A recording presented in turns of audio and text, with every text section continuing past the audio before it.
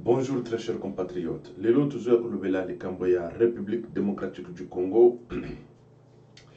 Puis pendant meeting oyo esalemi et puis toujours kende koloba ndenge nini basali meeting na, c'est-à-dire que ba opposant ndenge balobi na kata meeting balobi malamu ou bien balobi mabe ou nini basali au juste ou to banda ko s'attendre na meeting ya mokolo ya nani mokolo lobby hier là le 29 septembre. Bon, de toute façon, tu peux développer makambo nyonso wana ya meeting parce que bon sikoyo talaka nazana moi pongi na huti na mo msala, mais il a fallu que na sala moi vidéo le plus vite possible na osala ngo parce que namoni déjà ndenge tozali en danger pour na ba élection oyo ekoya soki ke tokei na ba machine à voter.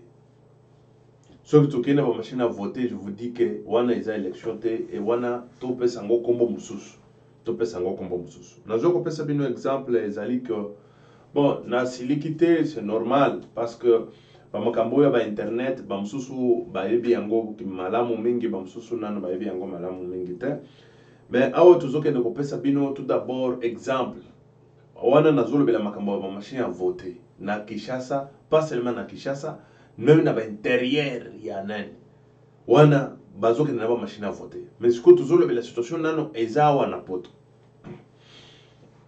situation eza wana poto na salaki soki botali émission oyo eleki, c'est-à-dire que émission oyo elandi oyo hein, c'est-à-dire que après émission wana eza oyo, c'est-à-dire émission passée soki bokoti kuna bokotala même ba commentaire et tout ça bato batia commentaire parce que talaka ka internet eza monene bato bakoko tia commentaire aza na Afrique aza na akoza la partout parce que ezali esika oyo biso nyonso tozoya kosangisa mayele na biso nyonso tozoya kopesa mabwanya na biso pona République démocratique du Congo.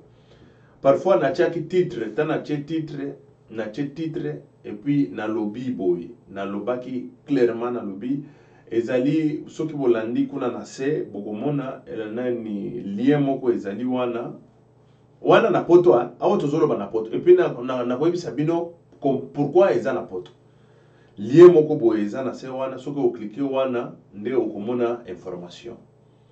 Bon wana ezali c'est normal parce que makambo ba internet eza un peu compliqué tout ça. Bao bakotaki félicitations bao yo pe s'abonner na chaîne na biso mususu wana félicitations et tout ça.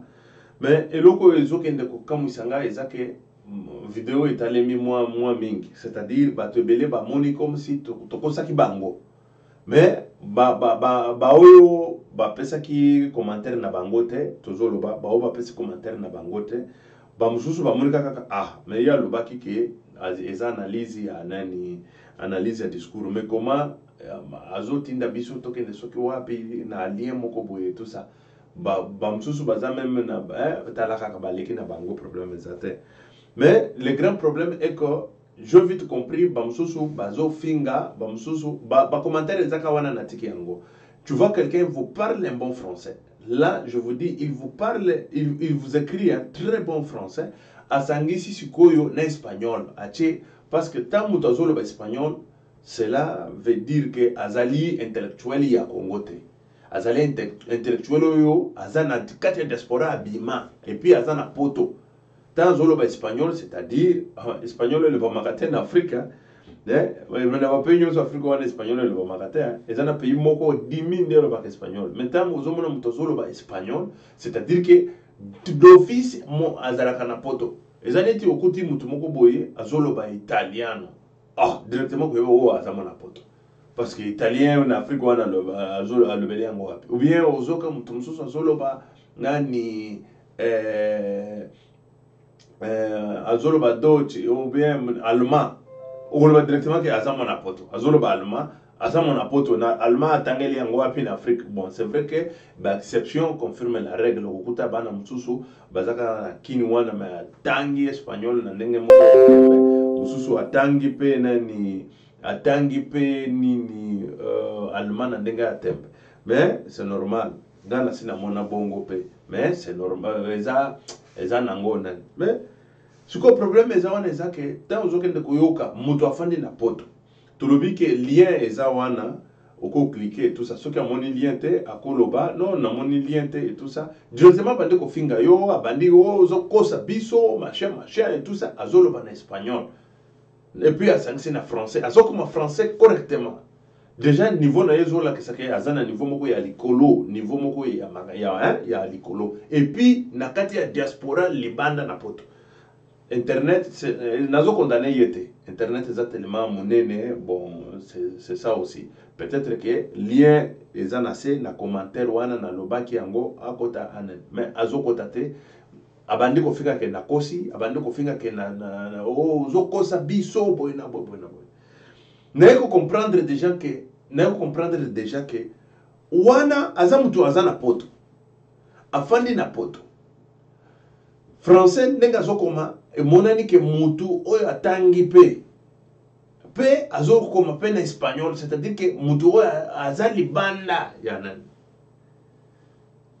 internet ezo compliqué ye mwandambo mais compliqué ye mwandambo directement fingi yo alobi oza lokuta bon bamosusu pe bamonaki ke naza lokuta yango na ye kosala video oyo le plus vite possible mpona kolakisa peuple na biso ke toza na situation moko difficile liboso na biso situation difficile eza kaka ke nani soki ndenge nini bamashine ya vote wana ezali problème difficile pourquoi eza problème difficile bao baza na poto baza tout d'abord na problème mpona internet oyo mpona internet kaka moke na tie lien kota wana otala azokosa biso afinga mais sikoyo aza na afrique nano asimba même ordinateur te sikoyo bazoyela ye ke vote na ordinateur oyebi eza ni suicide ezali suicide peuple congolais so makambo oyo topesaka yango kombo mosusu kabila azoyela biso vote te azoyela biso soki tricage soki biloko nini bon machine a voler ndenge balobaka wana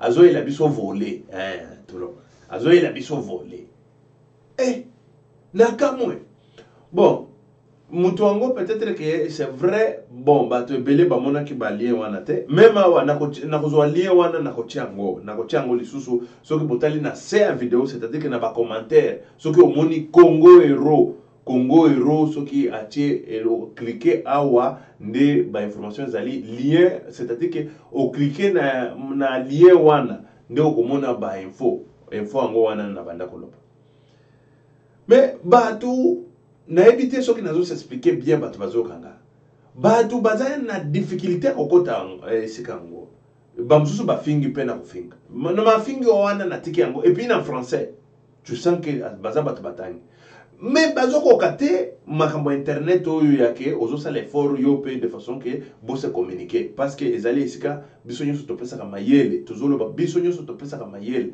bakombatant pe minene baza wana tambo komaka ba commentaire na bino bopesaka pe mayele na peuple bopesaka pe mayele na biso nyonso et c'est comme ça on est en train de partager c'est un lien ya partage mais ce oyo tala kaka eza mwa mobulu pona batu oyo bafandi na poto bazaka na internet 24 heures sur 24 bazaka na ba machine n'importe quelle heure bana na bango pe bazana ba machine et tout ça mais sikoyo bakende koloba na moto afandi na kamwe na sapo kona ke yaka ko voter na machine ya voler wana mais eza suicide moto akokoma wana atali ayebi même kutu ebandele eza wapi moto eza wapi makolo eza wapi babandi kokangela ye yo ozosala soki ba iner na machine longo atikela ba mosusu ba voter akei pe a voter te zoka bato babango batikali batie FCC ekei na vote ya FCC soki ni wana si FCC mususu akoyaka boy atali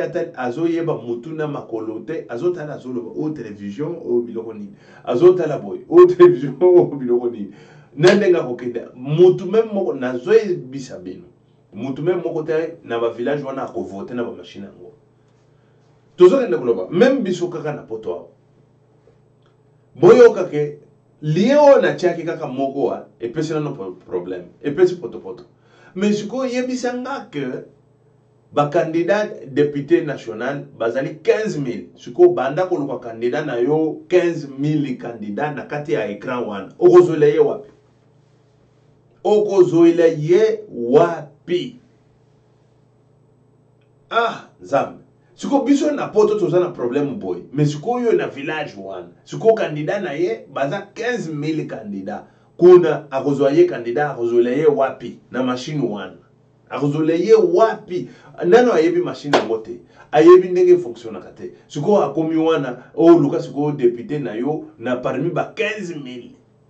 Aza na page première, deuxième, troisième ou 1000 pages ou 5,000 ou 15,000 pages aza wapi. Bandeko. Poto yeba ke la République démocratique du Congo et sika ezali Kabila alingi asala baje wana baje soki une seule fois. Awa non, là je prends maintenant que namoni ke eza sérieux. Non non. Babiloko mususu to banda ko loba tozomona neti nini. Mais là c'est du sérieux. C'est du sérieux. Parce que mutu membo na Congo mutu ako voter bakozala soki 10 personnes. Ba tout bako voter te bako komaka na machine boy bakei bakomika na machine boy bakei tamba na poto oche lien boy poko ta na lien ma abandi ko finga yo abandi ko yo lungwa kuna o kosi biso omoni biso bon ba mususu pe ba fingi te mais ba monike na kosaki c'est vrai. Et là je commence à comprendre que nous avons un sérieux problème avec des machines à voter. Quiconque ya kondima ko kende na machine à voter c'est un bandit criminel. Awa tozo ya kolo aza la opposition aza la majorité muto ya kondima ko kende na machine à voter là je vois que non biloko wana nanga zokende nanga tokokata ye muto kaka pona ko bwaka mbongo nyoso ya République démocratique du Congo zo bwaka ngona ba machine wana. Ça c'est du sérieux ça. Non to moni ke makambo ezali sérieux. Très chers compatriotes, c'est vrai que ezana ba oyo ba s'abonner na canal na biso wana bakoti na lien wana bakoti et tout ça, mais baza ebelete bazali exception oyo baka l'exception confirme la règle. Bakoti et tout ça c'est vrai et tout ça, mais ba mususu mon cher babandi ko finga yo kutu okoko si biso o titre ya lokuta o sali boye ozoka bazolo bana minoko ya mundele ya poto et tout ça. Et puis Nathalie français on a lobby mais muto yo atanga et puis bakisi na espagnol beti espagnol pe kitoko na comprendre na lobby mwana poto mais mwana poto azana difficulté oyo mwana poto azana difficulté oyo mais dis-moi sikoyo mutu ya kuna ya nakabe ya kamwanga nakamwena sampu na di c'est de n'importe quoi ça, c'est de n'importe quoi là. C'est de mutu aza na opposition aza la majorité aya kondimela aya baya bameka kutu nayoka mutu même moko abloba kama machine à voter wa nanga soki alinga betama na poto wa a continuer ba makambo ba machine à voter. Ça je comprends vite que makambo c'est du sérieux, c'est du sérieux là. Hein? C'est du sérieux. Balongo nanga esika nga na kozwa nanga boy. Ha. Di atika tala la République démocratique mbongo wana ya corruption azolia nanga wana ndemokolo na soki na moni nanga il ne va pas marcher encore comme ça de boy na pied na ya azotambola taka azonga na République démocratique du Congo pas question parce que nanga a conspiré contre la République démocratique du Congo. Il a conspiré contre la République démocratique du Congo et ça il faut que zongo au sérieux et ça makambo lisusu ya bajete ni ba blague. Oh nanga zotambola boya mais ba combattant aux États-Unis mingi mwana wana matama minene ya nanga kenda ka États-Unis. Nous voulons que toyo kuna na États-Unis que nanga betamina ndenge moko akufi même kokufu. Parce que ça là na ko comprendre niveau to zanango et ça niveau ko kenena ba machine à voter. Même na poto soki ba ele biso ba machine à voter wana to ko voter en côté ba o ba ko voter ba kozala au moins 10%. Bon le voter peut-être solo ba ko banda nanga moko na ko kende ko lokela candidat député parmi ba 15,000 wana o kozoye wa tozo banda nanga moko na kozoa candidat député wapi parmi 15,000 ako kufanda na page ni. Tant tout d'abord ma page c'est parce que tu yebi yango ndenge to lokaka première page deuxième page et tout ça bon ce qu'on oya yebi même na ma page wana bon candidat député akofanda na place ni tala mutu oyo na kokende ko yoka lisusu makama machine ni a voter ni anani nanga tala mama na yo abota yo wana alakelama mabe et puis yo pe olakelama pe mabe ozoyoka. Ça c'est du sérieux. Là je commence à comprendre que tu as un sérieux problème liboso na biso. Moi je ne suis pas énervé, il faut bafinga kinga pour na banani. Non, là j'ai vite compris que batouana va comprendre te nano internet eza munene. Peut-être le moto ayebi na internet a moni kaka isika moko boya cliquer na ye a moni vidéo et c'est fini. Oui, azana raison. Wana na pesi bino raison que azana raison ako finga ako sala de n'importe quoi, ce n'est pas un grand problème. Mais là ce qu'on a nazoke de comprendre nani intensité munene ya likambo oyo ya machine à voter na République démocratique du Congo. Na moni déjà que non, ça c'est du vol moko boy. Nang kozoka likala moto kufongola yenda monoko pa kotia ye moto. Ça voilà. Situation wana et pesinga kanda na moni ndenge la République démocratique du Congo bazoka na kusakana nango ndenge wana pa bananga na bamende. Na babosha. Avec des machines, ils ont imprimante. Imprimante, nani muto aile aibisa kiyo il a besoin imprimante. Pour vous comprendre, très chers compatriotes, niveau yo bana kin tolo bakana kinite kuna na nani na ba village ba bisika bazali. Siko tozo comparer ngo siko na bana poto. Bana poto tout d'abord to kozana na difficulté pour te voter na machine wana. Difficulté pe ya monene. Difficulté à Mouketa, il y a Mounene.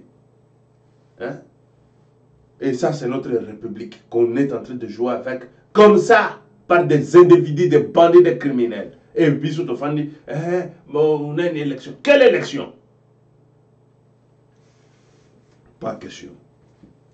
Pas question. Là, je prends ça au sérieux. Pas question. Bon. Tokei na ba situation oyo babanda koloba balobi awa pona ba nani pona ba développement ya mboka et tout ça. Développement ya mboka. Sikoyo bozo bandela wapi développement ya mboka. Nous il faut tokende ko yeba parce que ba candidat ce n'est pas que ba fandi wana non nous sommes des opposants to sali meeting et c'est tout. Mais qu'est-ce que vous préconisez pour notre république? Qu'est-ce que vous préconisez pour notre république? Et c'est ça. Nous devons savoir. Contre la corruption, comment? Nous voulons savoir ça. Comment? Mais on ne nous dit rien. On dit que non, abondance est koya, nini est koya. Mais comment? Ça va tomber d'où? Et comment vous allez mobiliser l'argent? Mes chers, très chers compatriotes, les Cambodgiens tellement minés, n'a pas comprendre que Mboga na biso bisika de tozali. Tozali musika poto koma na point zéro nano poto kitakuna na se to koma na point zéro siko to banda siko komata il faut nzamba sana wana na monike mboka wana loboko na nzambe il faut ezala et ça c'est sûr loboko na nzambe il faut ezala dit comment se fait-il que pouvez-vous voir quelqu'un bon bango nyonso ndenge basal meeting peut-être bazaki na temps ebelete ya koloba banani parce que na kati ya meeting babiloko nyonso balobi wana ezaka ba machine à voter ba nani tolo ba machine à voter ba biloko nini lisusu oyo fichier électoral et tout ça mais ezaba biloko tolo ba chaque jour ezaba biloko elobamaka chaque jour tolingi yango te mais biso on s'entendait au moins na eloko mosusu ya sika oyo boko ko bisa biso beaucoup de sa candidature commun voilà problème pesate to yebiki bosangani ndenge bosangani candidature commun ekobim problème pesate wana beaucoup bunda entre na bino kuna mais le développement de notre pays ça va commencer par où ça va commencer parce que tout le monde qui va msusu libanda ya mboka bazolela l'éducation mais ce que chez biso eko bandela wapi Éducation, éducation, éducation, ou la lutte contre la corruption, ou la lutte contre... Et c'est ça. Il faut tout que Boya, bobandi kaka mon masolo, to ba changer bokonzi et c'est tout. Ba tu ba médiocre bazako wana bakei, ba mususu bazongi, ole ba sala la République démocratique du Congo musala comme il faut. Même bango pe ba comme ba médiocre. Bango pe ba comme ba médiocre. Nous voulons savoir, vous allez commencer par où? Parce que Biswawa te proposaka, la première des choses, c'est la peine de mort pour la corruption. Là, vous allez voir comment est-ce que Batouba Banda Koyiba les sociétés. Et c'est ça, clair et net, comme de l'eau à boire. Bamboka est belé ya zikuna na zolo ba Chine, ba nani, bamboka nyonso wana. Ils ont se développer pourquoi? Parce que batia ba peine de mort pour la corruption. Et biloko wana ici là, il y a corruption. Mbongo ya l'état ikomi kokoma, bakomi ko construire nango banzela, bandaku, banini, bamboka ya ebele e batongi yango koleka même na poto. Mais chez Bissokuna, tozangi tinanzela, c'est la République démocratique du Congo, le pays le plus pauvre de l'Afrique, le pays le plus pauvre du monde, le pays qui n'a pas de route parmi les pays pauvres du monde, et c'est la République démocratique du Congo. Dit. Et c'est que Bazoloba, le sol est riche et sous-sol, très riche. Dit. Biloko ezawa ezali susu makambo ya koya gauche droite et tout ça. Non non. Boya boya bisabiso, vous préconisez quoi? Bon, tant bozolo ba makambo ba élection, ba report to boye report. Et c'est vrai que Toyoka qui déjà Kabila azoki na ko préconiser makambo na ya report ya ba élection ezali le 23 décembre té. Yango bo monaki kana mingi té akendaki akutanaki na ba Belge et tout ça, abandi ba relation na et tout ça. Pourquoi? Parce qu'à Monique Aza coincé, il faut se combattre le 23 décembre et ça le matin, va passer report et tout ça. Mais report, il faut report. Élection et ça la maka pendant 5 ans va préparer l'élection, mon conseil soyez. Mais oui, il faut commander quand et comment peine chaque fois ils ont report. Va penser qu'il y a une année. Excusez très chers compatriotes. Ma pesa qui est inanao. Azalaki nango nani. Asali nangoni. Pendant 5 ans, asali lokomokote. Pendant 2 ans, eleki asali lokomokote. Dans 6 mois, asali loko. Ni 6 mois, ni 9 mois. Ni une année, sous. Et après, si le 23 décembre, vous préconisez quoi? Yango ba tumanda ko zala biso na ba meeting. Yango biso tumanda ko zala na ba meeting. Mais na ba meeting makambozo ya kubima ya ba lani report le 23 décembre, biloko to le ba chaque jour. Ba fichier électoral, il faut ba longo la ba 10 millions, biloko to le ba chaque jour depuis makama ba fichier électoral. Nimi balobi lisusu makambo ya ba machine à voter, pas de machine à voter, makambo to le ba chaque jour. Mais ce qu'on a besoin de machine à voter, vous préconisez quoi? Parce qu'on s'entendait au moins de quelque chose un peu quoi nouveau. Et c'est ça. La chose, c'est-à-dire que la nouvelle chose.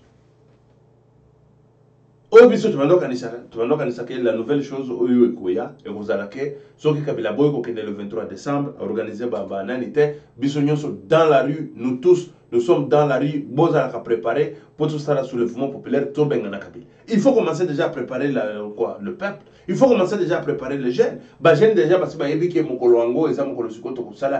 soulèvement populaire. Et c'est comme ça. Mais vous allez préparer le peuple quand? Quand est-ce que vous allez préparer la jeunesse? Parce que Kabila il ne veut pas partir, il ne veut pas organiser des élections crédibles. Le problème est quoi? Il veut organiser des élections crédibles. Et puis les élections sont acceptables par tous. Hein? Très chers compatriotes, il faut que nimi toko sala sikoyo nani. Non, c'est comme ça. Non, eza makambo ezali boyebi machin. Biloko ka moko wana chaque jour bazo répéter yango moko yango ba yako répéter ce qu'on a meeting. C'est quoi? c'est-à-dire que eloko ya koloba ezangi bino eloko kaka ya koloba oyo ezangi ba opposant wana pour boloba ke soulèvement populaire Kabila alingi ko organiser parce que ba indicatif nyonso ezolakisa bongo mnanga zoya kana ba machine et tout ça boyebi ke bino boko kende te na ba machine à voter ba machine à voler wana na ba élection parce que za ba machine moko ya kutaye muto ko voter kuna azate boyebi yango bino nyonso mais sikoyo soki nani Kabila ayena ba machine wana vous préconisez quoi? Mais pourquoi pas préparer la population? Pourquoi pas préparer le peuple au soulèvement populaire? Pourquoi pas dire au peuple, préparez-vous? Dans la circonstance, il faut qu'on se prépare de façon que tout bima, tout ça va marcher dans le monde et agiter.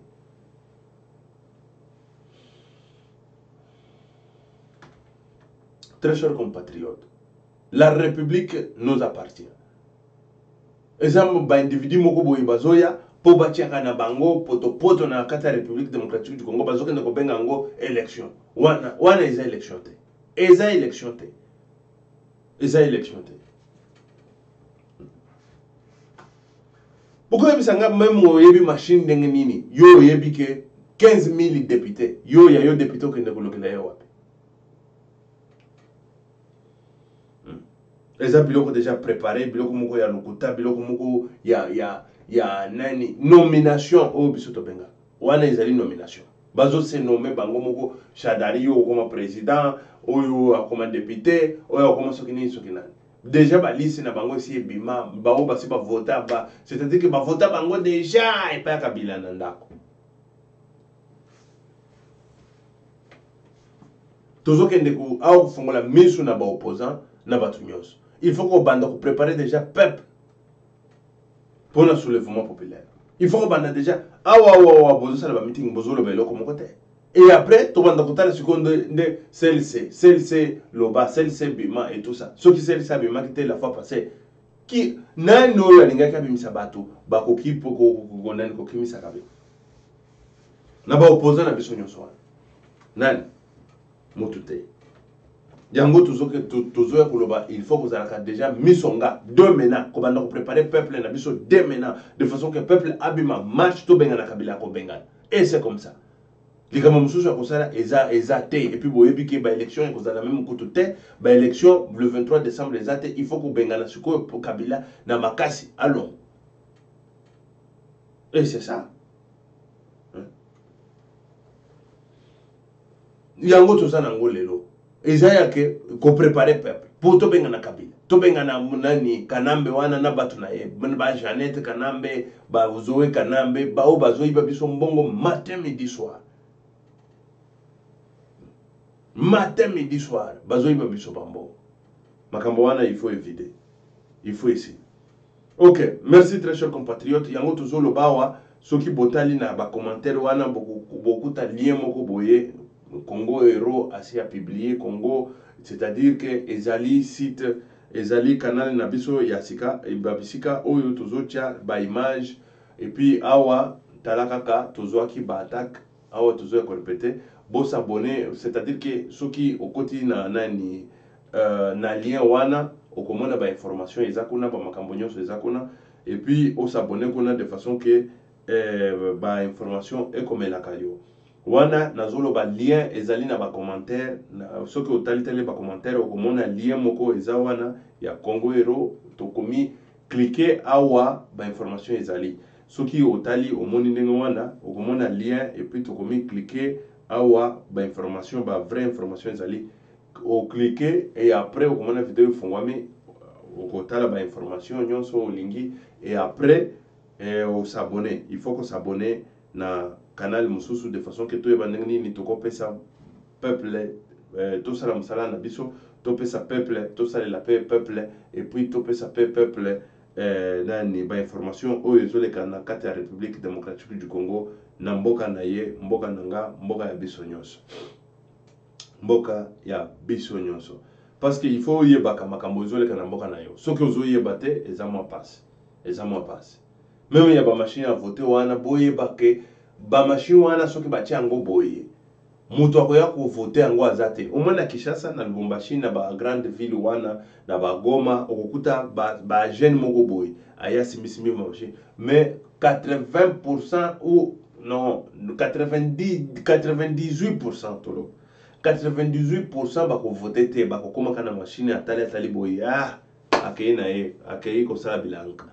aye na machine ay na kobandela wapi na kosuka wapi te akei na ye ko sala bilanga na ye et c'est comme ça le grand problème yango wana ba projet macabre machiavélique contre la République démocratique du Congo ezalaki conçu et pas ya nanga na bato na ye na la Kabylie de façon que va détruire la démocratie na kati ya République démocratique du Congo, va détruire ba idéologie ya bato na kati ya République démocratique du Congo. Merci ezalaki wabino Pierre Mike Mloai. OK, merci. Ciao. Abonnez-vous massivement pour ba information et comme la cabino et surtout na site mususu na canal mususu mona na sewana na ba commentaire totie clique ici bokomona lien moko eza wana lien wana cliquer na lien wana vidéo kofungwama après olanda ba information na yo et puis s'abonner na canal wana de façon que topesaka bino ba sango na ba information ba bisika nyonso bozali ba information ekomela bino. Merci très chers compatriotes ezalaki wabino Pierre Mike Moloai. OK, merci, ciao.